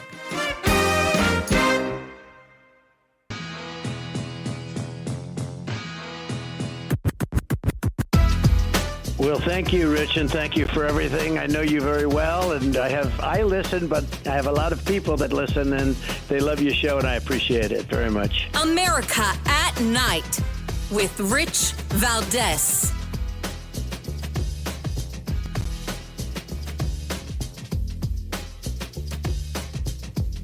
Call now, 833-4-VALDEZ. That's 833-482-5337. 833-4-VALDEZ. That's Valdez with an S. We wanted to go. We were just waiting on the edge of a knife. When are we going to get to go? The order is seize the city. RPGs, small arms fire from everywhere. I wasn't worried about, getting shot or getting wounded. I was worried about the guys to my left and right. I told him that I wanted to go, and he looked at me and said, "Son, you're going to die."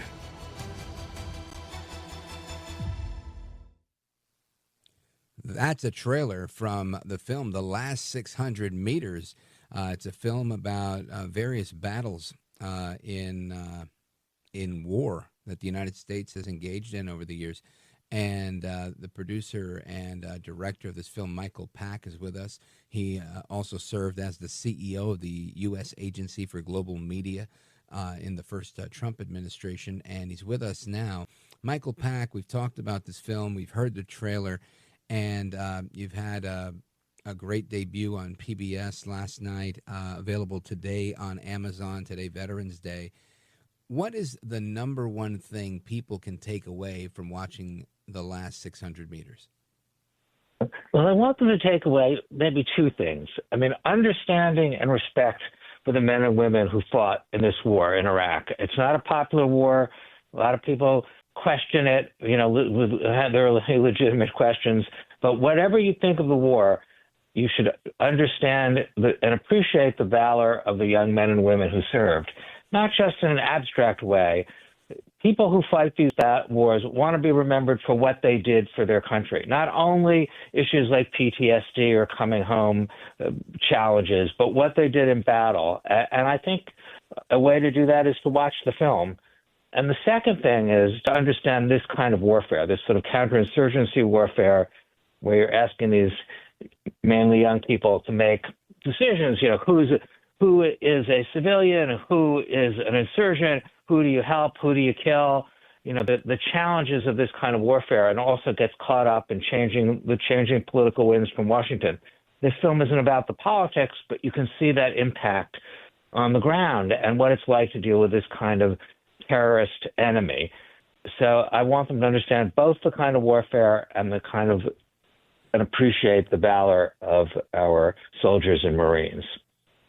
You know, I amen to that, and I definitely appreciate that. But I think there's that other perspective you mentioned is one you don't always see in films, which is, like you said, the changing political tides in Washington and the effect that has on the battlefield, and really capturing it through a documentary, I think is it's something I haven't seen a lot of, and something I think we need to see, because, you know, I think oftentimes that's just the news for us. Meanwhile, it's life and death for them. Exactly. So we should be cautious before getting into these kind of wars again. Absolutely. We definitely wanted to make that clear, make that vivid to the audience. So I ask your listeners to watch it on Amazon. They could go to our website, manifoldproductions.com, and find out our other films. I think I had previously talked to you about my film before this about Clarence Thomas, Created Equal, Clarence Thomas in his own words. And we also talked about the film about the Crown Heights riots. Exactly. And that one, more recent films like that are available or can be found through the Palladium Pictures website, palladiumpictures.com. And I think they're all important to see. The Crown Heights one, the ones we've done with the Wall Street Journal, are free, not behind the Wall Street Journal paywall. So there's a lot to see. But now it's Veterans Day, so the last 600 meters, I think, is an important one to watch. Outstanding. Michael Pack, I want to thank you for being here. Thanks for making this film and for sharing it with us. And Godspeed to you and everything you're doing at Palladium Pictures. Keep up the great work. Thank you, Rich. Thank you for having me on your show. My pleasure. Thanks for being with us. And amigos, your thoughts, your calls, your reactions are all coming up right now. I'm looking forward to speaking with you guys in Virginia, in Georgia, and all across America. Don't go anywhere. This is America at Night with Rich Valdés. Call now, 833-4-VALDEZ. That's 833-482-5337. 833-4-VALDEZ. That's Valdés with an S.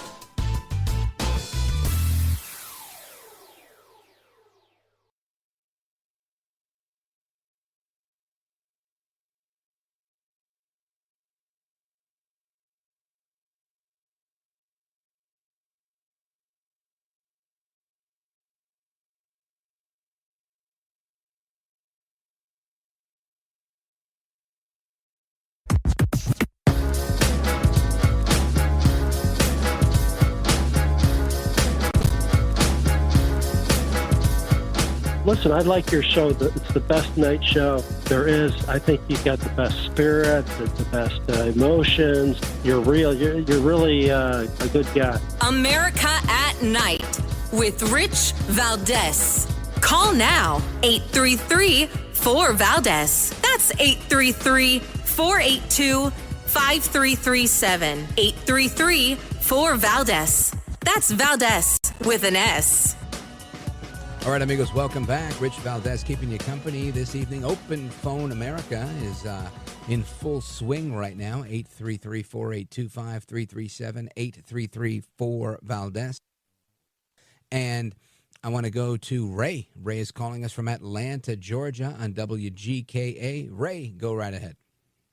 Hi, Mr. Valdés. Good evening. Listen, you were talking about Glory, Glory, Hallelujah, that song, and yes, sir. His Truth is Marching On.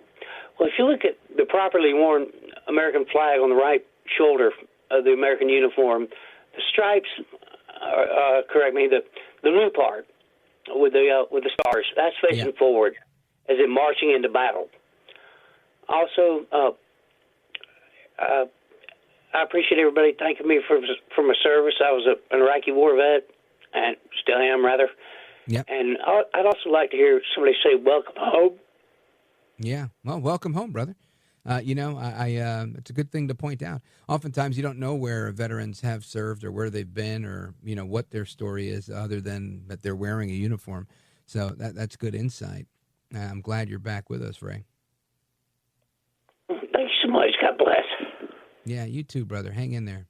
Thanks for your service. Good American. Let us continue. Let's go to Alexandria, Virginia, WMAL, and check in with Rich. Rich, go right ahead. Yes, I want to salute all the veterans.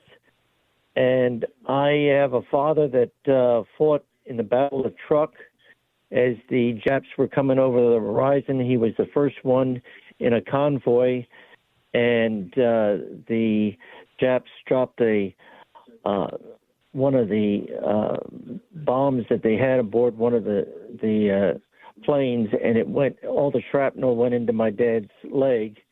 Oh, wow. And he survived. Thank God. And he lived through it, and he told me the story. My grandfather also bomb-proofed the locks in Panama against the Japanese. And I think that all the kids need to join the military to have some respect for the United States. Yeah, this is something somebody told me that many years ago. They were like, in Israel, everybody has to join the IDF for X amount of time. And we should have some sort of compulsory service here. And honestly, I think that is not a bad idea. I've heard arguments pro and con, but at the end of the day, I still stick with, why not? I think it's a good thing. It's a good thing for bringing the country together, right? Imagine, at least this is my thought. Imagine if you're like, well, I don't like the capitalist system, and others are like, well, I prefer socialism, but you do serve, and you serve when you're young, 18, from 18 to 20, if everybody does 2 years like that. I think that's fantastic. I think it would create a sense of understanding of the country, a sense of patriotism, I would suspect, and something that we could really benefit from. I think the reason they don't do it is because we've always had such a robust volunteer military, so it's not something we need to do, but I think it's something that we would benefit from if we did. And that's my position on it. I think it's a good thing. Rich in Alexandria, thank you for everything. Godspeed to you on this Veterans Day. And amigos, we're coming right back. We've got more people on hold. We're going to get to your calls, 833-482-5337. Plus, there was a lot of talk about one of the big Latin artists over the last 2.5 decades, a guy named Daddy Yankee. And people were saying, why did they pick him to do the Super Bowl? And I'm a fan of his, just like I am a fan of Bad Bunny's. But I will say this. NBC News did an interview with Daddy Yankee, and they asked him if he would perform his smash global sensation that really took this genre of music called reggaeton, a Puerto Rican version of reggae that had roots in Panama early on. If he would bring his song Gasolina. I don't know if you remember that song, but very popular song. And his response was very interesting. He said, no, I would not. I'll give you a cut on that interview when we come back. Don't go anywhere. This is America at Night with Rich Valdés.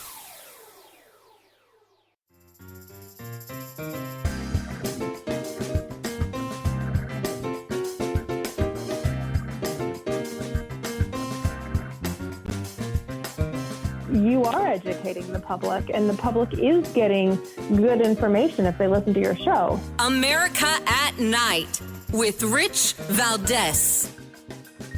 All right, amigos, welcome back. We're going to continue with your calls momentarily. Again, the number is 833-482-5337-8334-Valdés. But I wanted to make sure you heard this clip of audio that I wanted to get to, which is from the NBC News interview, the artist known as Daddy Yankee. But before I do that, I wanted to play a clip from Hakeem Jeffries. Hakeem Jeffries is the minority leader in the House of Representatives. And he was on CNN today, and he says that House Democrats will strongly oppose the continuing resolution to open the government. Democrats are going to still try and keep it closed. Listen to this. It's our expectation that the House will vote at some point tomorrow, and House Democrats will strongly oppose any legislation that does not decisively address the Republican health care crisis. We want to reopen the government. We'll continue to stand by our hardworking federal employees and civil servants, but we have a responsibility to make sure that we extend the Affordable Care Act tax credits so that tens of millions of Americans don't experience dramatically increased health care costs that's going to prevent them from being able to see a doctor when they need one. So that is Hakeem Jeffries, again, conflating the fact that opening the government is different than negotiating to try and change what was already passed. Right now, these Obamacare subsidies he's talking about are post-COVID subsidies, and they were part of the big, beautiful bill. That's settled law. He wants to change that by way of a simple negotiation on a continuing resolution to keep the government in operation. Really kind of an unfair fight, right? But that's what he's doing. That's the leverage. He's holding the people hostage. And that's a line that they shouldn't have crossed, but they did. But President Trump weighed in and says that they're not going to allow the Democrats to renegotiate the big, beautiful bill. This is him on the Pat McAfee show earlier today. Check this out. So the House is going to vote, and I think they're going to vote positively. I think most people want to see it open. Only people that hate our country want to see it not open because our country is doing so well, so we don't want to waste these times. These are precious times. You know, we have $17 trillion plus being invested in our country. That's many times more than any country has ever had. We don't want to be wasting time. So they tried to basically renegotiate the great, big, beautiful deal. They weren't able to get it. And now they said, let's close up our country and we'll see if we can get it. That's it. We'll see if we can get it. And kudos to El Trompito for sticking to his guns and doing the right thing on this shutdown. Mike Johnson, Speaker of the House, he says he can't guarantee that there'll be an Obamacare vote. And I think this is why Democrats are running frantically. So we'll find out what happens. But right now, as it stands, there will be a vote to reopen the government on a continuing resolution that they've used multiple times in the past. And then from there, they can figure out if they can take a vote to, again, relitigate, if you will, or re-legislate the big, beautiful bill. Again, that's something that if I were Johnson, I wouldn't put that on the table because I'd say you already had your chance. You already had your chance to debate. You already had your chance to do all that stuff. And you lost. We won. Period. The end. Punto final. Anyway, I want to get to some of your calls. And, of course, I want to get to that Daddy Yankee clip as well. Let's go to Derek, who's calling us from Yucca Valley, California on KNWH. I didn't even know that one. Derek, go right ahead. All right. No Derek tonight. Are you there? Nope. No yeah, Derek. hold on. No, I'm not holding on for you. Beat it, pal. Let's go to David, San Francisco, KSFO. Go right ahead, sir. Oh, thanks, Rich. Yeah, that 17 must be a mystical number for Trump. $17 trillion he's made on tariffs, But he cut $17 billion from the medical plan for his own ICE people, right? Sounds good to me. He sent out the troops. I like the cutting of anything, whether it's 17 or less. I like cutting. So he raises $17 trillion in tariffs for America, but then he doesn't spend it on his own troops, the ICE troops. Yeah, I think that's good. We don't want to add more money to the government. We want to take away money from the government. We want the government to be weaker, the government to be smaller. That's the idea of small government conservatism. So are you the Project 2025 that we've heard about? Yes, that's me. I am Mr. Project 2025 himself. So you're more a ICE, traitor, less then. money. So you're a traitor then. Traitor to who? For example, who is my allegiance 17, to? If it's being a traitor to liberals from San Francisco like you, very likely so. $17 trillion coming into America from trade, but where's it going? It goes into the Treasury, and they use it for a number of things. So most recently, we've used it to pay the troops, the ones you were just talking about, during the shutdown that the Democrats engineered, and that we couldn't get them paid the traditional way. President Trump signed an executive order to make sure the troops were getting paid through the Treasury. That happened. What else? There's been a number of things that have gone through there, not the least of which is now there's dividends President Trump is talking about giving some of that money back to the people. Yeah. Ben Franklin warned us against tariffs in his oration on a salaried bureaucracy. And he warned about the corruption at the ports, where it would encourage smugglers and it would encourage the port agent to look the other way, take bribes, and allow goods to come in the country anyway. So the tariffs were warned about well over 250 years ago. So your argument is that if we eliminate tariffs, we would therefore eliminate corruption at the ports? That's Ben Franklin's warning. No, I'm asking you, David. Ben Franklin's not here. I'm asking you. Do you agree with that statement? Warren, read the oration. I'm asking you because I'm talking to you, and America's listening to you, and they're hearing you obfuscate and dance like a tap dancer from not answering. Do you believe that to be true? Well, it's obvious it's true. I mean, the name of the game. So is you're saying, all right, so if by your logic, hold on, by your logic, before President Trump launched the tariffs on Liberation Day, that we had dramatically less corruption at the ports, and now we have dramatically more corruption at the ports. Is that what you're asserting? Do you think you could defend that argument? Do you remember the first people Do you think you could fired defend that argument, David? Were inspectors general. Do you hear me, or are you just playing dumb? I'm answering your question. No, you know you're what not, because it's a yes or no question, and you're giving me a soliloquy. And there's the music. See? You should be in Congress the way you filibuster. Sam in Pittsburgh, I apologize. I took the bait from David in San Francisco. Derek, same thing. I would have had more time for good people if I wasn't talking to David. Hasta la próxima. Take care. Good night. And God bless you, America. I'm Rich Valdés.